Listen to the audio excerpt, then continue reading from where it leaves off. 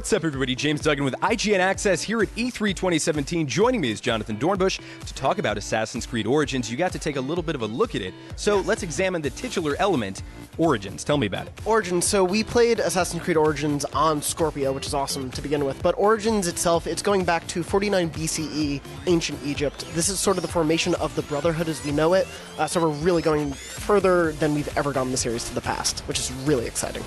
What are we looking at in terms of a kind of a unique hook for gameplay in Origins? You have a friend falcon, eagle sort of guy. He hangs out with you. You can send him out to search and like pinpoint enemies. There's gear you can pick up. There are weapons you can pick up. It changes a lot of the experience. You told me it's a little bit more RPG this time. Can you elaborate on that? Sure. They're very much focusing for an action RPG element at this point. So right now you can level up Bayek, the main character. You can bring him through certain progressions. So if you're more of a stealthy player, you can focus on leveling up those skill points as opposed to the warrior sort of skills. But if you are more of a ranger, if you want to go with bows and arrows, you can also do that. So they're really giving you the freedom to play the way you want to and leave that world to explore the way you want. Perhaps most excitingly, you played on Scorpio. Yes. So I have to ask, what was that like? The ancient Egypt they've created is beautiful. There's, of course, a verticality to it, as any Assassin's Creed game has, but it's a really varied landscape, despite it, you would think desert Egypt, but there are beautiful sort of oases in the mix. You can hop onto the water on a boat, cruise around for a bit, get right off into the sands of a beach, go right into sort of a settlement. It's beautiful to play, and it ran very smoothly. It was alpha gameplay, so it was earlier, but it still played very well. So you were talking about Bayek, the Medja.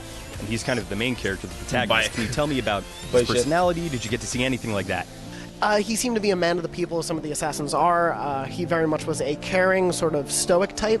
So let's talk about the Animus. Did you get a sense that it would be in Assassin's Creed Origins? There was really no hint of that. In the UI, you still got the Assassin's Creed sort of futuristic sci-fi touches. There were definitely like pinpoints on the map where I was like, oh, that's the modern-day Assassin's Creed sort of aesthetic, but I don't know how it plays into Bayek's story.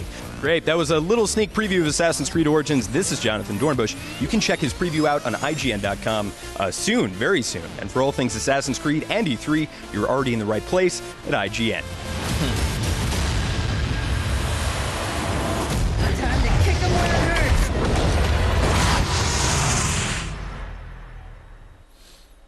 Okay. The biggest entertainment event of the year is almost here, and we've got your all-access pass. IGN live from San Diego Comic-Con. World premiere trailers and breaking news as it happens. The biggest stars and the world's best cosplay. IGN live from Comic-Con. Coverage starts July 19. Two friends, one controller. IGN's Link Together turned Zelda Breath of the Wild into a co-op experience where Link is controlled by two players via splitting the Joy-Cons. Hyrule becomes a much more dangerous place, and friendships teeter on the edge. Check out Link Together Thursdays at 3 p.m. Pacific.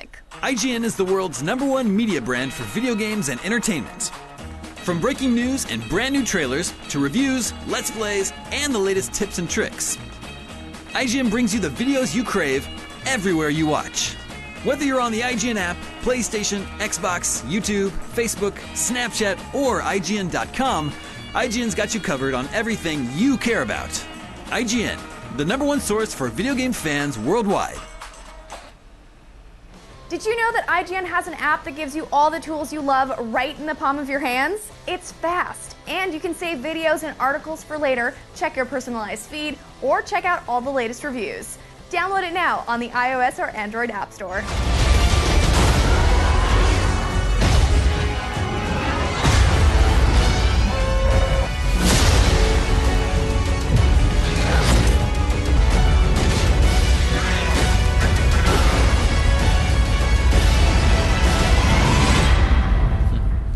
Star Wars 1 dintre jocurile cele mai promovate la E3 de anul ăsta. Did you know that IGN has an app that gives you all the tools you love? Okay.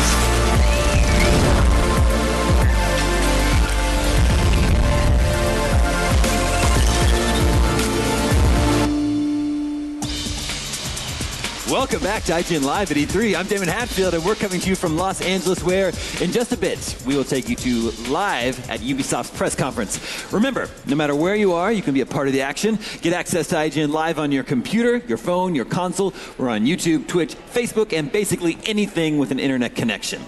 Now, one of the most anticipated games we're going to see today is FarCry 5, which was revealed a few weeks ago.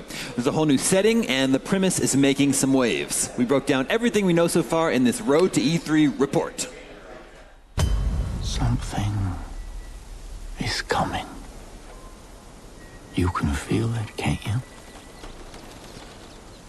You can feel that we are creeping towards the edge. Un aer foarte americanesc, practic. FarCry 5 is the upcoming Far Cry game. It's the first one since Primal, and it is the first time the series is really just going to the heart of America and Montana. Pretty much ever since Far Cry 2, the series has been one of the most entertaining open-world sandbox playground games, and the idea of it coming to the American heartland is super exciting to me. Ubisoft actually just officially revealed Far Cry 5. We've got a couple teaser trailers, a couple tone pieces, and we know that it takes place in Hope County, Montana. I think we will absolutely see Far Cry 5 at E3, most likely on Ubisoft stage, also probably on Sony stage because of a my hopes for E3 is that we get a big blowout gameplay chunk that we actually get to go hands-on and see what Far Cry 5 feels like at the show.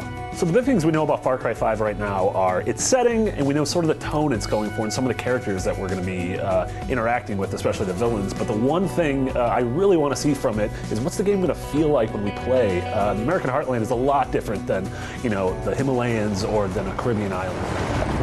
And I know that you are in pain. For my children, I'm here to tell you that suffering is a choice, and you can choose a better path. And some of you may interesant că implică un cult religios în toată lumea asta. Joining me to break down everything we want to see and then what we actually do see, Daniel Krupa, Marty Sliva, and Alana Pierce. Marty, thank you for putting together that road report. Stage, obviously wearing the same shirt. You're professional. You understand continuity. Yeah. Or he just has that one shirt. I am so excited for this. I'm super excited for Far Cry 5. Yes, so am I. So, full disclosure, we can say that after the Ubisoft conference and after the post-show, we're going to air an exclusive behind-the-scenes piece. I went to Montreal and talked to the developers, and then we're going to air a bunch of exclusive gameplay with the game's creative director, Dan Hay. Amazing. Yeah. Please look forward to that. Yes. But as for what we can talk about right now, we did reveal the game on IGN a few weeks ago.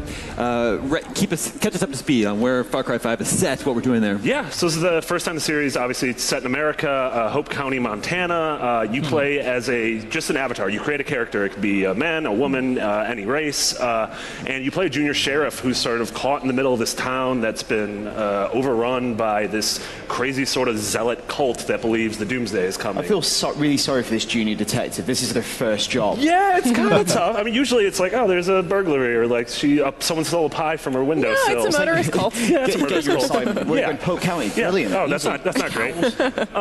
But yeah, so obviously, you know, you get this sort of grounded, like crazy sort of religious cultish story.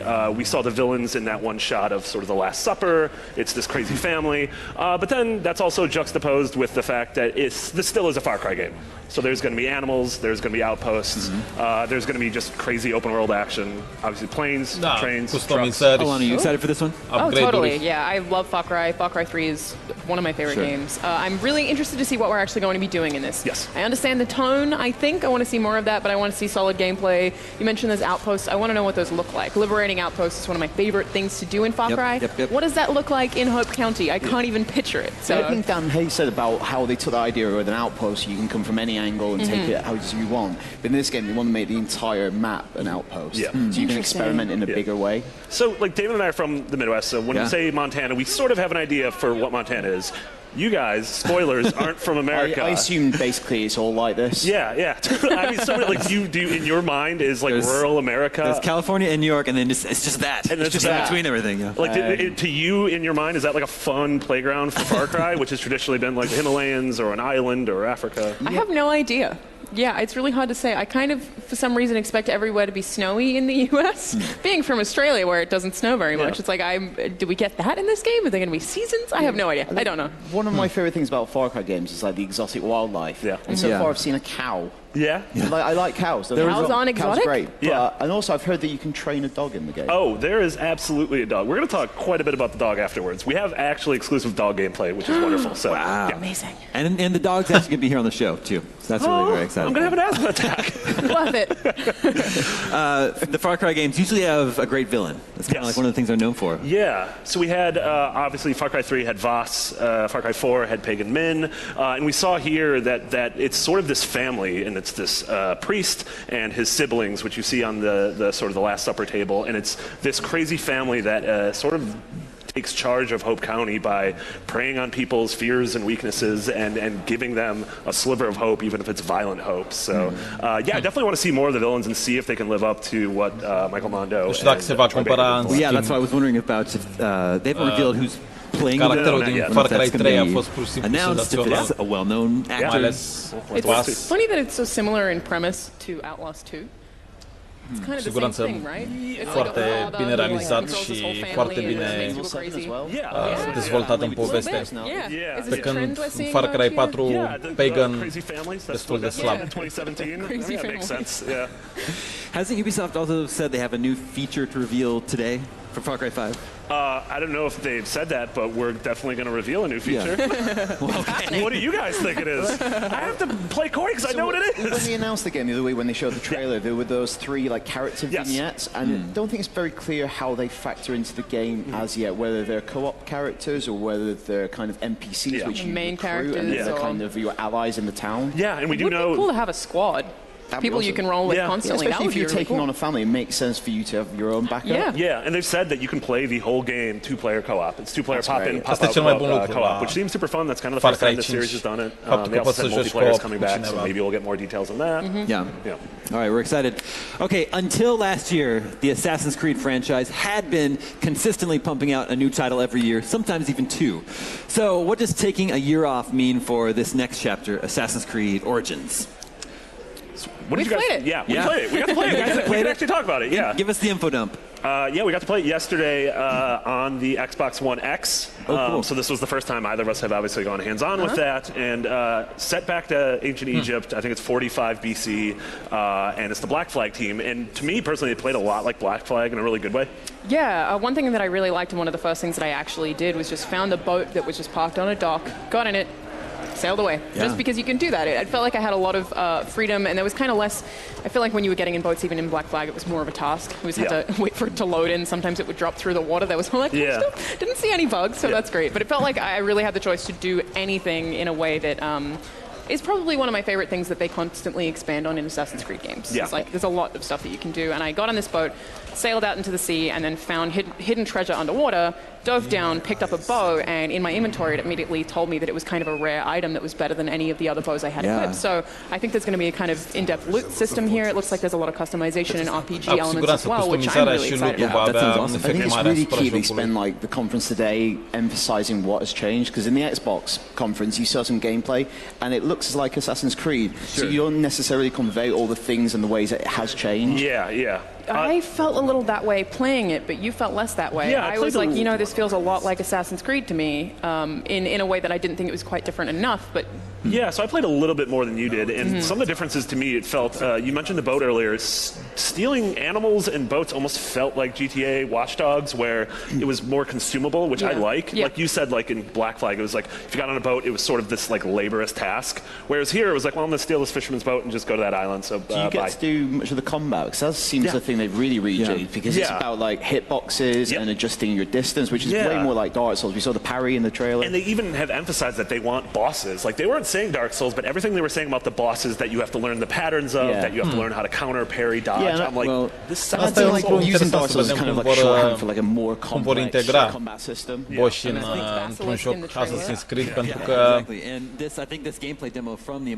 este ceva diferit, mai ales dacă vine vorba de creaturi mitologice sau orice altceva de genul. Yeah, like Alana said too, there's also like they're going into mythological things. Like this is, it's ancient Egypt, but it's sort of the height of the grandeur of Egypt, but also right before, like the precipice of the downfall. So this is like the pyramids pyramids have already been built, the gods have already been set, and all of it's sort of ready to be torn into ruin. The series always had supernatural elements, but I think going that far back in time, you're kind of unshackled by history a little bit to like go a bit more crazy. It's also supposed to be, you know, with the name Origins, the start of the Brotherhood, and it seems like they're not going to have the Animus in it. I would be totally fine with that. In your experience so far, you haven't seen any hints of that? No. There wasn't like a glitch or anything, or like a weird voice from the present day.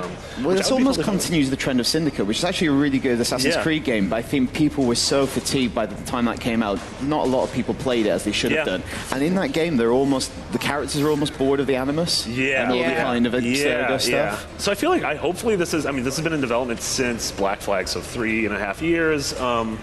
And I hope they took some feedback from the audience and taking the year off. I hope helps. And you were talking about how in FarCry 5 you create your character. Yes. That's not the case in Assassin's Creed, is it? No, this is efect sângeros sau pur și simplu doar sânge și nu era nimic, nu era decât niște which is like a race of warriors, and so clipiri practic, niște efecte galbene care nu aveau nicio treabă.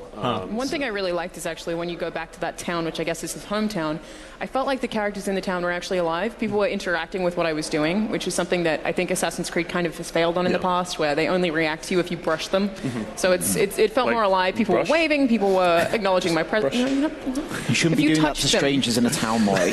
It's my hometown, I can brush them. Oh yeah, good point. It just felt a lot more dense and populated and alive, and I'm all for that. Yeah, and they said that there's a day-night cycle, and that all NPCs, no matter if you were 5 kilometers away from them, 10, have a life they live. So a farmer will farm during the day, and at night he'll go to a bar and drink, or whatever the 45 BC version of a pub is. I'm not a farmer. Maybe they're getting into some nighttime business. There you go, nighttime business. It could be happening. You can't see it. Great business. Another game, South Park, The Fractured Butthole, was delayed like the previous game. That's what the game's called. Delayed like the previous game, The Stick of Truth, but